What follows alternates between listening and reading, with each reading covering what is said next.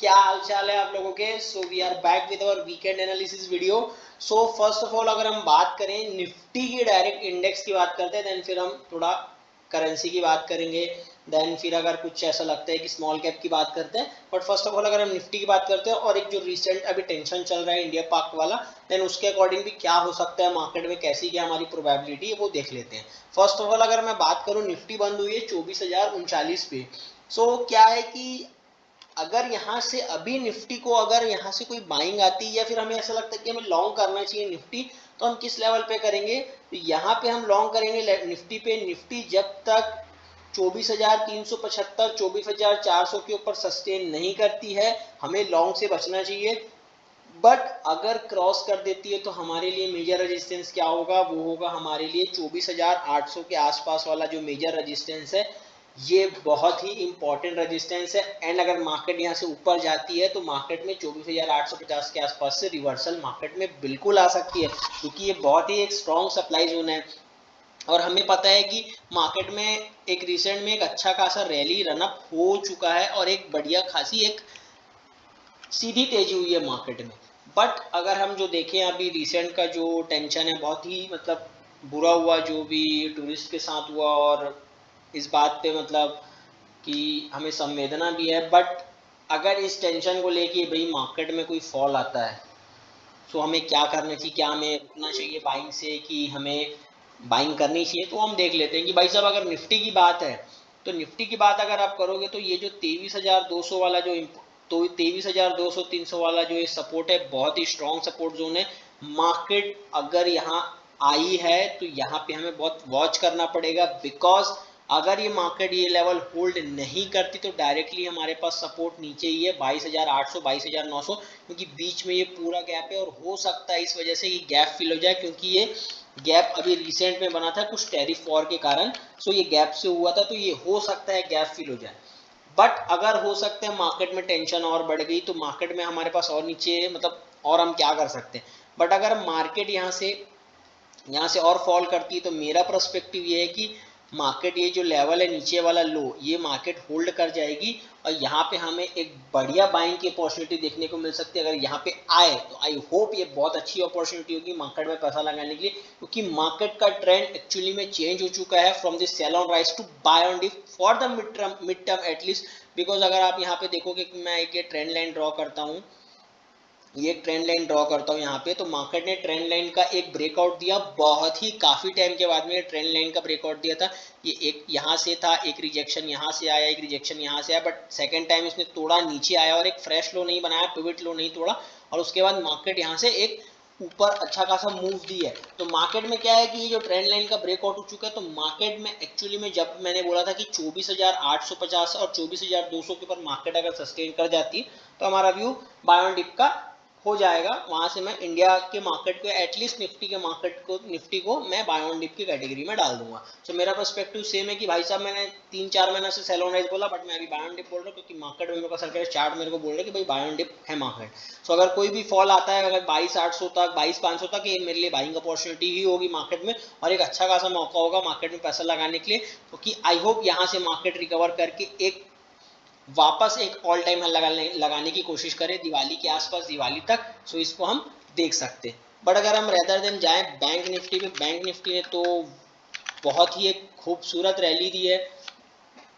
तो अगर हम बैंक निफ्टी का चार्ट देखें तो बैंक निफ्टी ने एक वाव रैली हुआ है बहुत ज्यादा। बैंक निफ्टी एटलीस्ट यहाँ से अगर हम देखें बॉटम से कम 17% की तेजी बैंक निफ्टी ने दिखाई है, विद इन अ मंथ दिखाई है। So bank Nifty is quite strong. But ऐसा नहीं है, बैंकों के रिजल्ट आ चुके हैं, बैंकों के रिजल्ट ऑलरेडी प्राइस इन है मार्केट में, और एक इसमें बैंक निफ्टी पे खड़ी तेजी हुई है। सो बैंक निफ्टी में क्या है, बैंक निफ्टी में कल एक जो गैप था वो फिल हुआ मार्केट में और यहाँ से बाइंग भी आई, और एफआईआई भी कंटिन्यू बाइंग कर रहे हैं, क्योंकि एक जो बीएफआई सेक्टर है, banking financial services and insurance sector है, ये एफआईआई का बहुत फेवरेट रहता है और यहाँ पे ऑलवेज उनका बाइंग चलते रहता है और उनका अच्छा खासा स्टेक भी है मार्केट में। सो अगर हम देखें बात करें, सो इसमें अच्छा खासा रनअप हो गया, बट यहाँ से हमें लॉन्ग के लिए बचना चाहिए, क्योंकि भाव जो 2-3 महीना पहले थे बैंक्स के और अभी है उनमें बहुत फर्क है और काफी रनअप हो चुका है, तो यहाँ पे लॉन्ग से बचना चाहिए। बट अगर कोई डिप आता है यहाँ से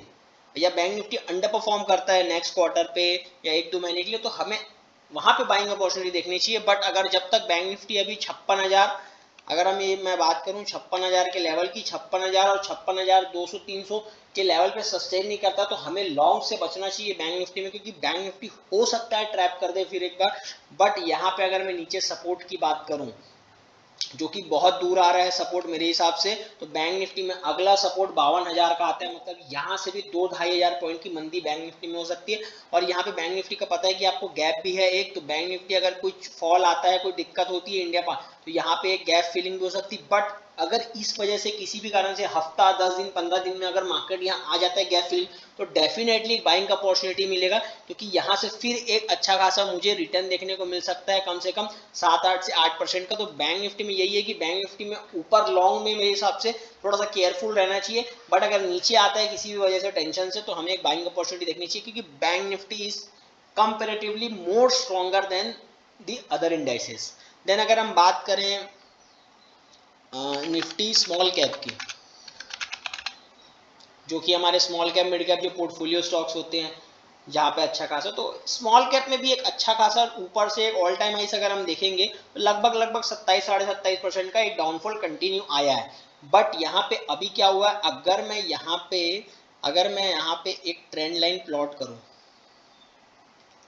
अगर मैं एक ऐसी ट्रेंड लाइन प्लॉट करूं, तो मार्केट ने काफी टाइम के बाद एक ट्रेंड लाइन का ब्रेकआउट दिया था, यहाँ पे ट्रेंड लाइन का ब्रेकआउट होता। बट क्या होता है, जो फर्स्ट जो बाउंस होता है ना, मार्केट में ऑलवेज सोल्ड होता है, बिकॉज द सेलर एग्रेसिव रहता है, क्योंकि सेलर अगर 3 महीने से बेचते आ रहा है तो एक बार वो फिर मौका देखेगा कि मैं ऊपर के भाव में सोल्ड करूं। बट यहाँ पे क्या हुआ है कि प्राइस में कंटिन्यू डाउनफॉल आ रहा था चैनल से, बट यहाँ पे इसने एक नया लो फॉर्म नहीं किया, बट इसने एक नया चैनल, नया ऊपर की तरफ रिविजन फॉर्म किया है। सो बात ये है कि अगर मार्केट में यहाँ पे ट्रेंड लाइन का ब्रेकआउट हुआ और मार्केट में यहाँ से कोई वजह से फॉल आता है, क्योंकि मार्केट ने आपको पता है कि इस रेंज को भी ब्रेक किया है एक बार, ठीक है, डिसाइसिवली क्लोजिंग दी है, तो यहाँ पे कोई अगर मार्केट में डाउनफॉल आता है तो मेरे हिसाब से स्मॉल कैप मिड कैप में एक अच्छा खासा बाइंग का अपॉर्चुनिटी मिलेगा। मतलब अगर 15,500 के आसपास मुझे मिल जाए या फिर 15,200 के आसपास, तो मिले एक इनफ बाइंग अपॉर्चुनिटी होगी मार्केट में, क्योंकि यहाँ से कंपनियों के रिजल्ट बहुत अच्छे आ रहे हैं और थोड़ा सा लो बेस भी शिफ्ट हुआ है, तो फर्क पड़ेगा यहाँ से। तो यहाँ पे अब डरने की बात नहीं है, नीचे पे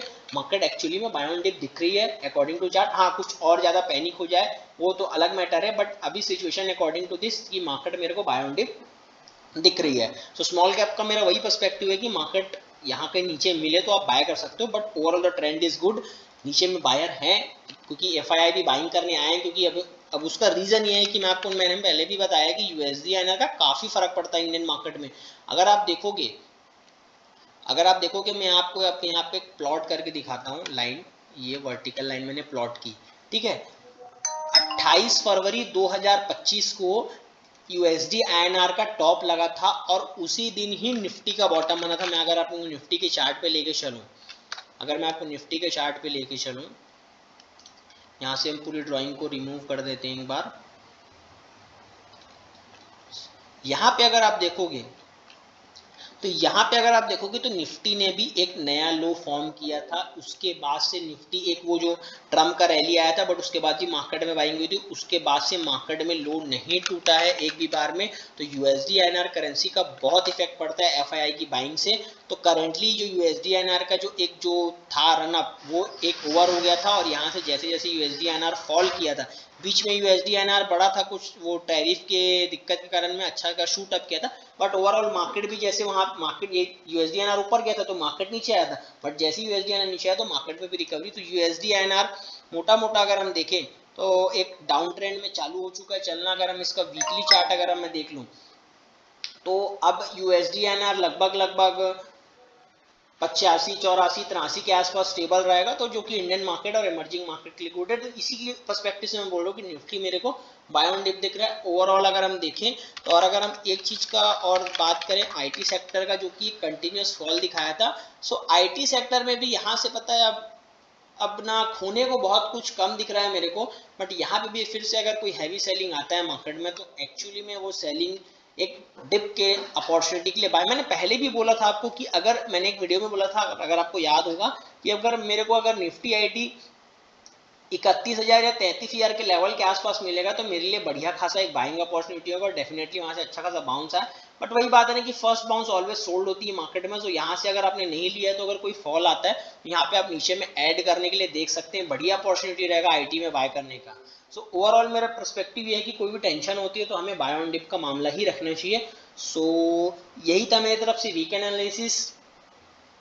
आपके लिए ऐसी वीडियोस लाते रहेंगे और चैनल को सब्सक्राइब जरूर कीजिएगा, वीडियो को लाइक जरूर कीजिएगा और शेयर कीजिएगा। मैं आपको चार्ट के अकॉर्डिंग भी चार्ट भी समझाने की कोशिश करता हूं, बट मेरी जो क्या प्रोबेबिलिटी और एनालिसिस बोल रही है मैं आपको भी बताऊंगा, जिससे आपको बहुत कुछ सीखने को मिलेगा कि भाई साहब की चार्ट दिखते कैसे, चार्ट की रीडिंग कैसे होती है, वो भी आपको काफी समझ में आएगा। सो साइनिंग ऑफ, राधे राधे।